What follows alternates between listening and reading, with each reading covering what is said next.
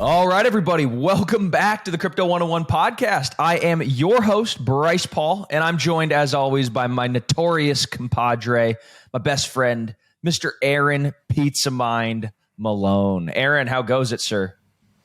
I'm doing pretty well, actually. I've had a lot of sleepless nights the past couple weeks. Lots of ideas bouncing around my head, but things are starting to settle down. I think the solar flares are relaxing or something. I don't know. You've missed some wackiness over here, but things are starting to turn to the upside. I was going to say, I've been having some sleepless nights, but for good reasons. I'm like starting to actually stay up late and check price charts again. Now I'm getting, instead of for the past 18 months, you check a price chart and you just feel, more down. I mean, bear markets are really, they grind you, and you just have to stay positive, right? You just have to look at the future, the outlook, the positivity for the long term, and say, we're here, we're building. But when you look at the price charts, things, bad price, right? Nobody likes it. But for the past week, maybe 2 weeks, I've been looking at price charts and being excited. For the first time in a long time, a couple of coins are up 100, 200, 300% in a short amount of time. So as one of the old market sayings says, so goes January, so goes the rest of the year. And so if we're going to have a positive January, we might have a positive year in the markets. Contrary to popular belief, everybody's screaming like a chicken with their head cut off that we're going into a recession, which we might very well be going into a recession, but markets typically rally first. The economy goes into a recession, market prices can still stay buoyed. And so I'm not entirely bearish on markets. It's also very rare. I think it's actually never happened that Bitcoin has had 2 back-to-back negative years. So if we extrapolate that out, like, hey, it's never happened in the past, and less likely to happen now. So we had a bad year. Yeah. What? You know what else is up 200, 300%? That's developer activity in this space. Yeah, very true. So while prices are down, growth in this space is actually booming larger than ever. And while the politicians are, wondering whether to use the R word, by the time they actually do admit that we're in a recession, we're already on our way out of it. The rest of us who've actually left our house the past year have known that we're in a recession. So by the time they finally admit it, it's just about over. And it's time to start moving our money out of alcohol and drugs and back into investment grade activities and hobbies. So with that said, we've got to have a really bright future ahead of us, especially this year, if January is any indicator of what's to come. Yeah. Last thing I'll say, I just want to get, before we bring on our guest, I kind of want to anchor everybody's expectations for a really strong pivot point, I think, in the market, which will be the Ethereum Shanghai upgrade. And this is the next step in Ethereum 2.0, right? We had the merge, which, was a really, really big event. Prices kind of cratered after that. But the Shanghai upgrade is happening. It's going to be the biggest upgrade. It's going to allow for people to, withdraw their Ethereum from their validator nodes, and it's going to have a lot of implications for the market. So my bold prediction for the first quarter is that we're going to rally for the first 3 months straight into the Shanghai upgrade, which is slated for about March or April. Although knowing the Ethereum Foundation, it could be next March or April, as they tend to push things back. But then things might cool down. But anyhow, so mark your calendars for the Shanghai upgrade. If you've never heard of it, do some Google research on it, because it could have some broad implications for the market. But without further ado, let's bring on a founder. Let's bring on a builder, a real OG in the space, the founder of KYVE. Right, KYVE is a big network. Also, the founder of AR Verify, which is built on the Arweave network. So we're going to talk about Arweave as well a little bit. But Fabian Riewe, I think I said that right. Please correct me for my German audience. Fabian, how are you doing? Hey, thank you. I'm doing great. Thank you for having me. You might need to ramp up a bit on the pronunciation, but we're getting there. We're getting there. Can you please correct it just so that the audience? It's Riewe if you want to be very German. Riewe. But yours is absolutely fine as well. Wonderful. Well, man, this is great. I'm excited to dive in. Before we, go into, kind of the technicals and the aspects of KYVE that make it special, let's just get acquainted here with our audience. Who are you? How did you find yourself building here in the crypto space? Yeah. Well, I am a software developer, and so that's how I got in the space. So I got in the crypto space in 2019. It's kind of like in the last. It's crazy to say now because I've been through one cycle, but kind of like at the end of the last builder cycle, if you wanna frame it like that. Yeah. And yeah, I was a software developer, and I got in the space by working on a project which is from the SAP. It's like a big German software development company called the CLA Assistant. It's like used by big companies to store signatures and stuff like this. And I had the idea, well, we could store signatures and stuff on the blockchain because that's where they belong, right? You can change them and stuff. And then from there on, went down the crypto rabbit hole, went full-time in this space in 2020. And then, created KYVE in early 2021. And now it's 2 years almost since then, which is crazy because time absolutely flies by. That's kind of like some background about myself. Awesome. Well, welcome. Now that you've gone here one full market cycle, you get a gold star for not rugging anyone. We thank you. You pass. Yeah, you passed the test. You got some battle scars, one or two, I'm sure. What was the big idea about KYVE that you didn't see being built elsewhere, or what is the problem trying to solve specifically?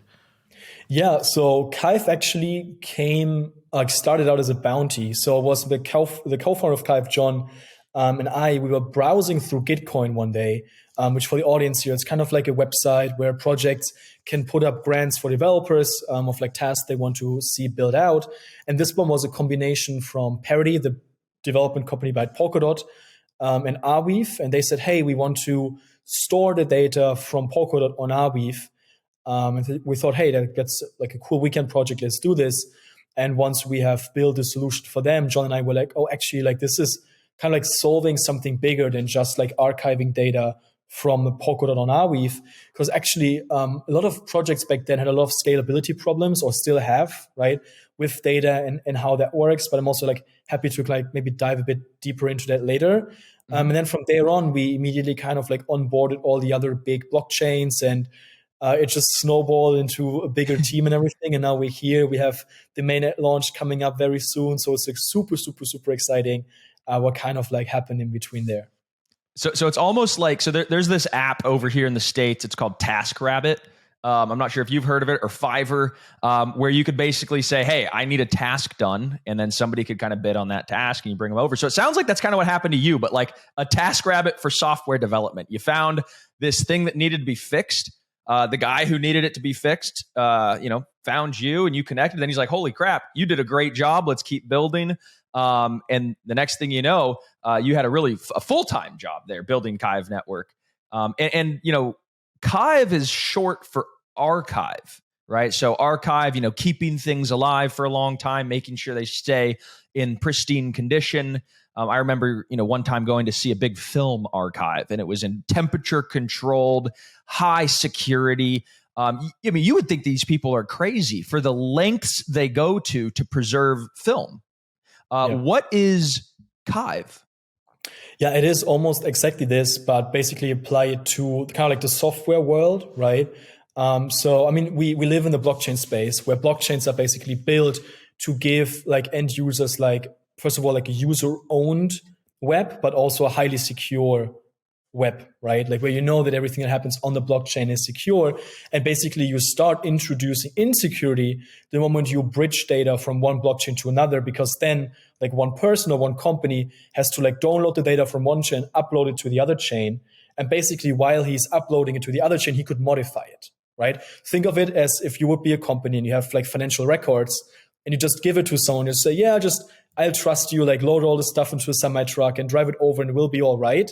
But you can just never know, right? Like what happens if some important document would get lost, or like even worse, like someone would have some incentive to like modify your financial statements incorrectly. Right. And it's just something that cannot happen in the blockchain space. And KYVE is there to prevent this. So what KYVE actually is you can think of it as like a validation layer. And basically we are like the TaskRabbit or the Fiverr for other people. So basically we offer like this archiving or like storage bridging service that then basically ensures that the data that gets relayed from like one data source to another is like 100% correct. And you can like safely recover from the archive, or you can safely use the data on a different chain, et cetera, et cetera. So now we're kind of like saying we're building a decentralized data lake. And you can really think of this, right? A huge lake just there with data. It's fully decentralized and it's correct data. That is the important thing. And so from there, developers basically from all the blockchain ecosystems and normal companies, Web2 companies, right? They start and like utilize that data and use it in their system, knowing that is 100% correct. Wow, that's really cool. I could see an amazing use case for that over in the decentralized science niche, where they've got sensitive data and experimentation that absolutely can't change. And to have kind of a digital armored truck, if you will, carry it from Filecoin to Arweave and all these other storage systems to make sure it can never be changed or corrupted, never, most importantly, be forgotten. I think that's an amazing thing that I never even thought was necessary until you explained it this way. So what was it that inspired this type of thing? Like, what was a scenario that you were looking at? You're like, I need to make sure like this particular piece of data can never be lost. Is there a story behind this? Well, that is a good question. I don't think there is a particular like story behind kind of like KYVE. It wasn't like a vision I had. It was more kind of like this working with data in the blockchain space and then just getting my experience and like realizing like, oh, wow, like we have some big flaws, like in that system, some data is incorrect. And then because we kind of like build KYVE as well, Polkadot to everything. And then we realized, oh, wow, like KYVE would be applicable here. And actually we need the armored truck there and there and there and there and there. And so this is kind of like just how like it ramped up and how we started to, we like to say like generalized KYVE to kind of like, like fit every type of like requirement for data transportation, so to say, that you would have. Like another cool use case we have, for example, is like weather data. And there's like a fund that works with weather data all over the world. And they kind of like want to publicize the data and want to say, hey, we want this data to be like in the open domain, like a public good. And that's also something KYVE is doing, right? By taking it, storing it decentralized, making it like ownership-less and saying, well, everyone can use this data for free. There's like some use cases we got, some other cool like hands-on use cases, sports betting data, right? Like if there's a tennis match, which has nothing to do with crypto, who confirms me on the sports betting website, it's actually the result that happened on the tennis match is actually correct. And that not someone tried to modify it to win his bets, right? Which is all exploits we do see happening all the time. And it's all use cases for KYVE. Yeah, there's lots of different spoofing that happens all over the world and in literally every different industry. And if you're connected to the internet, you could spoof your GPS, right? You could spoof your IP. You could, download files and tamper with them, re-upload them and say that. So KYVE is kind of this whole blockchain layer that just proves that data that applications are interacting with just hasn't been tampered with, right? If you have that KYVE stamp of approval, you could trust that, this data is pure. Is that kind of what I'm hearing?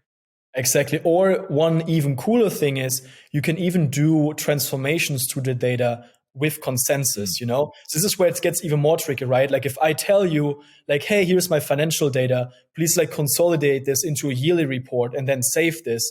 It's even harder for me manually, to tell you do the work. And then I would have to manually check it if you would have done it correctly. It's easier for you to modify it, to make mistakes. And this is even something that KYVE offers, like this kind of like transformation at scale as well, to also say, well, here's the raw data, here is our transformation. Now, did we do the transformation correct? Yes or no? And you could prove that kind of through, matching up the hashes.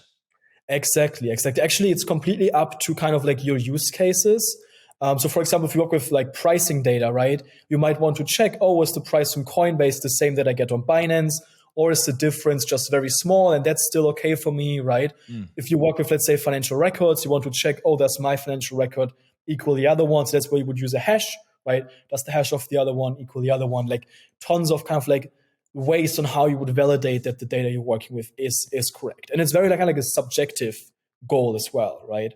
Yeah. So I'm going to play just a quick devil's advocate sort of game here.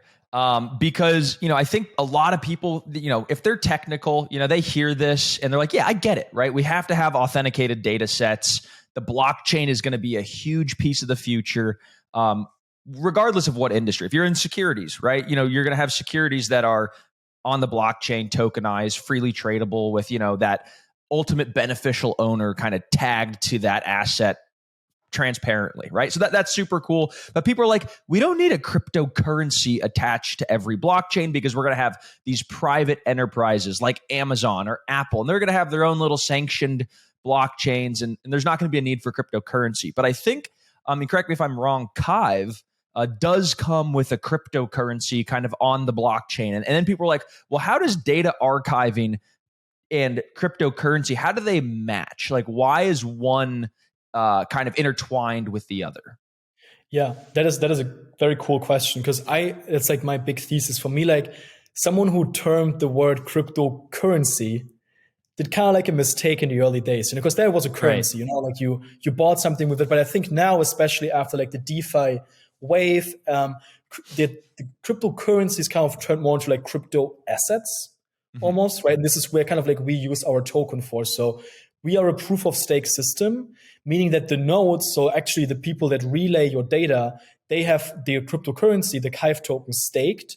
And in case someone else finds a mistake in their work, they receive a slash for that, meaning that, let's say they stake $100,000, and if they make a mistake, they lose 10% of that, right? So they are always incentivized to do the right work, because otherwise they lose the money that's put behind it. On the other side, for every correct job they do, they also receive the KYVE tokens as a reward, right? So it's purely like it's like an incentive, kind of purely. It's not really like a transactional thing. It's just to make sure everybody's incentives are aligned.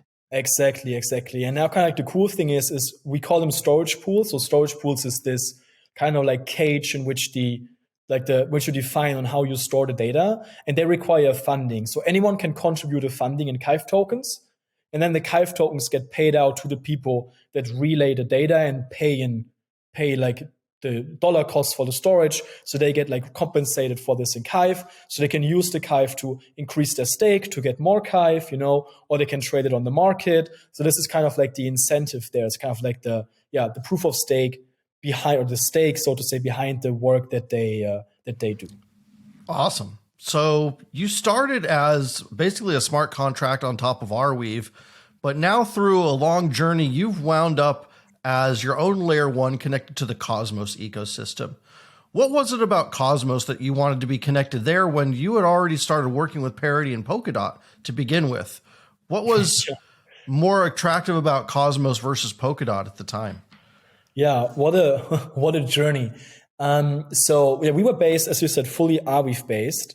And then we noticed, Arweave smart contracts at the time, they weren't as production ready. They had scalability problems. So we switched to an EVM contract, right? It makes sense from like one smart contract to the other, to a normal Solidity contract. And then we also realized over time, actually, smart contracts not what we're looking for, because what is happening is, every time you do a transaction when you interact with KYVE, and on EVM, so on all Ethereum-based blockchains, right, you have to share, there's only like a certain amount of transactions that you can parse per block, and you have to pay per transaction.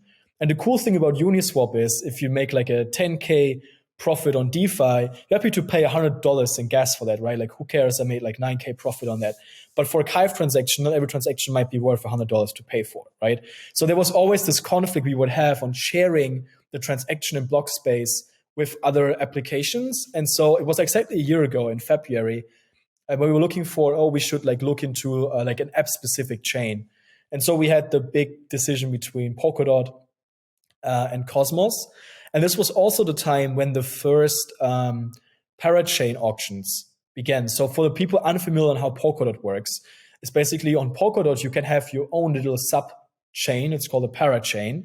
And you develop this, and then your parachain runs, and the parachain is secured by the cryptocurrency of Polkadot. Sounds a bit complex. Actually, it really isn't that complex, but just everything sounds super complicated in the crypto space. But basically, at this point, we were like, okay, should we do this? But in order to become a parachain, you have to apply to get a slot. There are only 256 slots available, if I'm correct. And back then, it cost a shit ton of money to get a block. It was in the bull market to get a slot. was in a bull market and it was like $30 million for Moonbeam or something. We were like, holy shit, how are we supposed to pay for that? And this is only a 2-year reservation for that slot.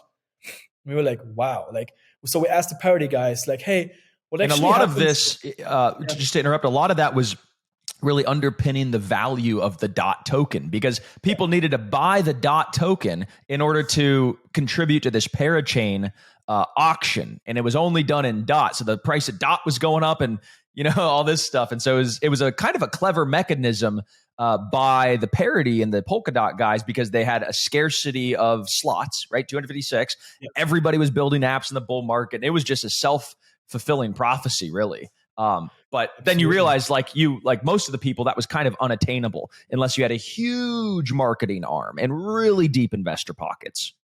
Yeah, exactly. So this was kind of like the problem. And then we asked the Parity team, like, hey guys, what actually happens if after 2 years we can't afford a parachain slot? And they're like, oh yeah, no worries, you're going to be a para thread. And we're like, oh, what's that? And they're like, oh, basically it's like a parachain, but you share the block space with all the other para threads.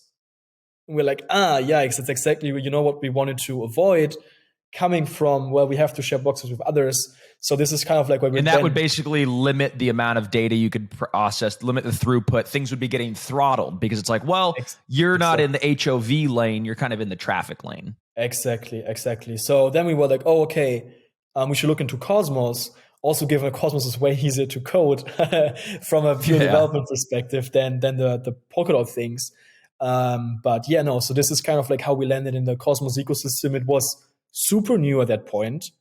I don't think there was any other chain out there beside the Cosmos Hub, and maybe like I think BSC, like the Beacon chain, was Cosmos or something like that, and like Crypto.com, I think had a chain. Like IBC wasn't really a big thing. Osmosis was like, I don't even know if Osmosis was launched a year ago from now. I don't think it was. Looked it up. And so we placed our bets and we said, well, let's develop something in that space. And so far, that turned out to be a good choice. You're not the only project that we've heard that same story from, on the show, as well as just through, Twitter and media and stuff. I saw Robert Leshner a few months ago. He was like, yeah, we made a mistake by launching Compound on Polkadot. We should have done it on Cosmos. And he pretty much said that verbatim. And so I think it's a shared sentiment. And for any people who are out there thinking about, developing your own application or, trading the markets or whatever, when you see that kind of transition and that exit from one platform to another, it's definitely worth paying attention to. But kind of moving beyond that, I mean, onto the really exciting stuff, the money, right? You guys just raised $9 million. Tell us about that experience as a founder. How'd you jimmy up the money? What was the idea? Who participated? What are you going to do with the money? All that stuff. Yeah, great question. So fundraising as a first, it was my first fundraise, and it was a mind-blowing time because we had 3 investment rounds. 2 happened in the bull market, and it felt like people were just throwing money at you, right? And like amounts of money that kind of like you have never been in touch with, and it was insane, right? In investors, we had some very good advice from our lead investors. So we kept it very technical. We had a lot of projects invest in us and angels. We have basically every major L1 kind of invested in us. Same with kind of and some founders in addition to that. And then the third round, this was the 9 million round, happened in March, April, May time last year when market began to fumble a bit, and suddenly everyone who had the big pockets got super quiet, and we're like, oh, this is a different we're entering a different time now, right? Yeah, you could kind of feel that the air got sucked out of the room pretty quickly. Yeah, it was like, oh, we had commitments of this amount of money, and next day sorry, we can't do this. You guys must still have the money, right? You committed this. What's the problem, right? Which personally, I'm still I'm not a VC, and I'm still super interested by that mechanic, because for me personally, it's you always have investor lockups, right? That's the most normal thing. Every project out there has it, and it's typically 3-4 years, right? And I never got kind of like the FOMO of like why you would invest at high valuations in a bull market when you can't exit your shares because you are locked up for like 3-4 years when everyone knows after the bull market comes a bear market. So all the unlocks happen in the bear market. And basically for me, in theory now is kind of like a better time to invest because you invest now, you can be way more hands-on with the projects because they are not getting like basically flooded with requests all the time. You can be much more hands-on. You have lower valuations, which should give you like a better price to invest in. And then you have your unlocks happening while you're hitting the bull market. So while you're hitting, you know, like a high interest, high traction market. Because I'm not a VC, I'm a dev guy. Fabian, if people thought as rationally as you, we would not have markets. That's the beauty of it. That people, you know, people respond to their emotion. They don't think logically. The VCs were thinking of two things because they're not logical people. They're sharks. One, they were thinking that if they wait till the very bottom of the bear market, they can get a better valuation and a better deal. And the second thing is they wanted to figure out when the bottom was going to come so they could budget out for the next few years. Yeah. So while they were definitely scared over the summer, a lot of it was really just repositioning. And I do think there was a lot of VCs that didn't cash out from their last round at the top of this last bull market. Everyone thought Bitcoin was going to 180,000, 250,000, 500,000. We saw all kinds of wild things all over the board from some of the smartest people in the space. And the market ticked, you know, really it topped out in March of 2021, not even at the end of it. Everyone was expecting one more blow off, but the entire world economy had this big downturn. A lot of people were caught offside, maybe with not as much free capital as they expected to have. Yeah. So I think it was a combination of all that stuff. But to raise $9 million last summer is an unbelievably amazing achievement. So for all the hardship that you went through, like you are at the all-star list of raising money last year. So congratulations. And, you know, at the top of this call, we talked about measuring success in other metrics besides just price appreciation. And KYVE was able to do much more than just raise money last summer and last year. You guys were up 300% on Twitter, like 30% on Telegram, 24% in engagement rates, if I got this right, 300% growth on YouTube, and almost 700% growth on Discord. That's a phenomenal year for any company. So what is your secret to growing in a bear market that you can share with us and other founders listening? These like this is all, of course, you know, like to the team, like all the kudos there for all these numbers everywhere.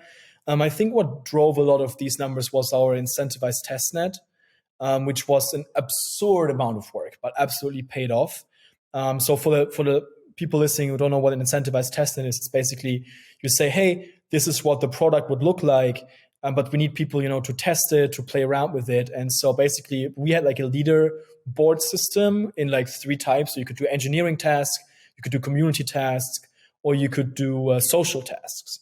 And so you would do like little tasks here and there, and you would earn points for that. And the points would rank you on the leaderboard. The leaderboard gave you like different kind of like token allocations for the mainnet, which is going to happen in soon. And so, exactly. That's just kind of like what drove a lot of engagement there, which was great for us because we had a lot of people getting into the community and staying. We are I would say, what's special to our team is also we are a very young team. Like we're all like 20s to very, very, very early 30s. So we're all young. We kind of have the dynamics on that side, and we are all very true to the Web3 like ethos of true decentralization and everything. You know, I think every one of us, we saw a lot of like money grabbing happening, especially in the bull market. You know, everyone's kind of like getting as much as they can. A lot of people, and I know this, you know, like sacrificing like user security over growth, security over performance, right? That's what we see now. Like most of the exploits happening right now are like Oracle attacks, where basically like the blockchain is secure, but the way into the blockchain is super, super insecure and things like this. And like we saw like insecure infrastructure being stacked on top of each other, the FTX blow off, the same, you know, like pure greed. pure mismanagement and things like this, while we at KYVE kind of like stayed true to the ethos and say, hey, like we are even a test and already like governance steered fully, like we tried to optimize for full decentralization at that point, like we thought through, okay, like how could this and this affect the thing? And I think this really paid off now, like being a bit slower than some other companies, but now kind of like building for sure like a more sustainable base that will now carry us through like a good looking growth over the next years. Yeah. I mean, to me, I think that's very, very strong sort of opinion. But I still think over the next 2 to 3 years, Web3 has a lot of hurdles, right? And you're developing it. So you know this way better than I, but I'm more on like kind of the front end and hearing complaints about user applications, and people are like, Bryce, like we can't use this stuff yet. It's still years and years out. So I guess my question to you is like, what are some of those barriers to adoption and kind of difficulties in getting this technology adopted, and how do we solve them? How are you solving them? Yeah, I think, well, especially first of all, crypto is super complex, and even the use cases are super complex. Like if you think about DeFi, lending, AMMs, that's all like not average Joe mass adoption topics, Yeah, nobody typically in the mainstream is picking up their phone and, I'm gonna go find some yield today. They're like, I want to play a crossword puzzle, or I want to do social media. Right. And so this is, I think, first of all, like something why we haven't seen, like mass adoption. That I would personally think that everyone who's kind of like an expert in these niches knows about crypto. I think everyone in investment banking and stuff, they all know about crypto. If they've interacted with it, I wouldn't think so, but they all, they all work with it, etc. Same with the devs. I think every dev, we were at Web Summit in Lisbon, like everyone knew about blockchains and what they were, and some just had everyday jobs, so they hadn't had the time, to look into it. But I think in general, like usability is something we are lacking a lot. Like my favorite example is always Uber. I'm out on the street, I'm clicking one button, and I have a car coming in 5 minutes. And that's just something, given that like crypto use case right now are still so complex, it's nothing you can do, nor is it something that we kind of like care about what the infrastructure looks like. Like what you care about, even me as a deaf person, I click a button and the car is there. I don't care. It's like, are they using a queuing system? Or are they using this database? Or are they using like, NoSQL or SQL, whatever? Well, in the blockchain space, everything is still boiled down to technology. Like, devs don't, AMM on this DEX because it has this underlying technology, and so on and so on. I think this kind of needs to be like abstracted away in order to make it more attractive. I remember the early days of Linux and using a distribution called Slackware. It would literally take you like 3 days to set up because you had to choose all these different options and go through a config file. And then fast forward a couple of years and something called Ubuntu comes out, and it was easy as installing Windows. 3 clicks and boom, you're done, and you have a graphical interface. A graphical interface used to take like a day just to set up in Linux. Absolutely ridiculous to think about where we came from. And I think Web3 is going to have much the same kind of user experience where eventually you're not even going to know you're using it. It's just going to work really, really nicely under the hood. And anyone who wants to know how it works under the hood will actually have full access to it. Yeah, and like also like the end user really, to be honest, like he really doesn't care what the underlying tech stack looks like, right? I think it's like us, like tech geeks that are like interested in. I mean, I'm personally like super interested in. Like, I mean, if you think about it, you use any Web 2 app. Like, how do they do this? How do they manage like this amount of data? I mean, that's also something. I mean, I'm in the data space in crypto, but like the real data scientists, they love about us. They love about us. Like our advisor, he worked at Palantir. And he's a data scientist now at Cometeer. I don't know if you guys know the coffee brand, like this iced coffee thing, super cool stuff. But they have like petabytes of data to work with, and like I can tell you that like Moonbeam, like the blockchain on Polkadot, fully compressed right now is like 8 gigabytes or something. And it fits on my phone, like, and we have trouble indexing that, and it's slow and stuff, and so on and so on. So there's so much stuff that's like happening in the space to at least align Web 3 and Web 2 to like one level, and then from there on we will see, right? So yeah, it's super. I don't know. Like I have some other crazy stories. Like I was once out dinner with like a guy who worked at Amazon S3, and he told me that in peak times they had like, I don't know, like 10 million requests per second. You know, I was like, Wow. how do you guys handle that? We have sometimes like 100 requests per second or like 1,000. We're like, oh, this is like some load on our servers. But I have like 10 million requests per second. Like, how do they do this? You know, and this is Web 2 and not Web 3. So yeah. Yeah. So there's a lot of ground to go. Still a lot of work to do, but we're glad that we have guys like you and the team building the future of not only finance, but the future of just online activity, right? And transacting in a more secure way, transacting in a way that has better dependability over time. But you're right, we got to get the scalability up. But before we let you go, we do have a couple closing questions that we kind of like to get in with everybody. I'm curious just about other people you look up to in the crypto space. Who really impresses you? You could tell us a team name. You could tell us you could tell us a developer or whoever.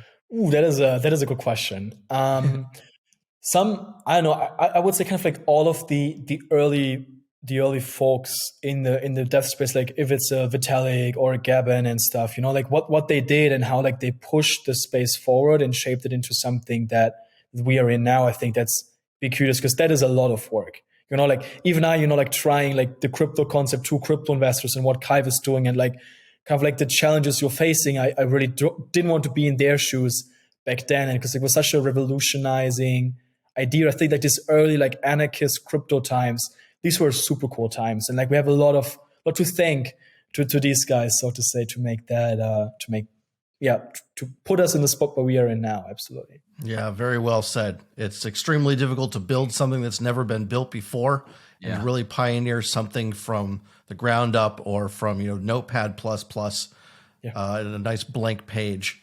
Just amazing the work they've done to get us this far. And it's such if you think about it, it's such a revolutionizing idea that like it's kind of like simple. Like to be honest, like for a dev, like the way a blockchain works, that's not rocket science. It's not like magic. You know, I think I'm way more fascinated by like how ChatGPT and all that stuff works, you know, than like how blockchain works. But like it just enables insane things, right? Which is like super, super crazy to think about what kind of like we are up to for the next years. And what's even more amazing is how blockchain had actually been around for like 20 years before it finally found its use case that brought the world's eyes to it in Bitcoin. And then so many other ideas were inspired just from that. Like when it was first came out, like how did it take so long to become an overnight sensation? So funny. That's true. Love it. Well, hey man, quick question for you. Last one. Lot of people are new to the crypto space. They probably listening to this. They're like, wow, that was a lot. What's one word of advice that you could give to somebody who's just breaking in? They might feel overwhelmed. They might feel lost, that there's just so much going on. What do you say? I would just say like, just dive in, just get started somewhere. And then from there on, kind of like everything will kind of like really like unravel, you know, like look into like the space where you are from, like your background, and think of like how blockchain might have helped you, you know, like really try to think about like, don't think about like the application itself. And we just think about like, oh, like suddenly you have a data storage that's like unchangeable. What would you do if you could save something forever and that would be unchangeable? For me, the first thing were the contracts, the signatures, right? That opened my mind. Like, oh, I can sign a contract and no one can ever say it didn't get signed in time, it got modified, whatever, you know, that's where like, oh, wow, like, you know, there's like one big use case. I think everyone has that somewhere, you know, if it's financially driven, data driven, someone always sees like, oh, there would be a cool use case for that. Love it. Love it. Well, man, Fabian, thank you so much for your time today. If people want to check out KYVE, where's the best place to point them to? KYVE Network. It's our homepage. You guys can find everything and anything from there, from roadmap to our links, to our socials, to our web app. It's free to use. You can play around. If you're deaf, we have super cool tooling out there to work with our data. KYVE Network is the place to start. KYVE.net. KYVE. KYVE, exactly. From archive, we made it a bit cool, you know, with the it's trendy. Oh, that's the way it works. Good stuff. All right. Well, everybody who's listening at home, stay tuned because we're going to bring back some more guests later in the week.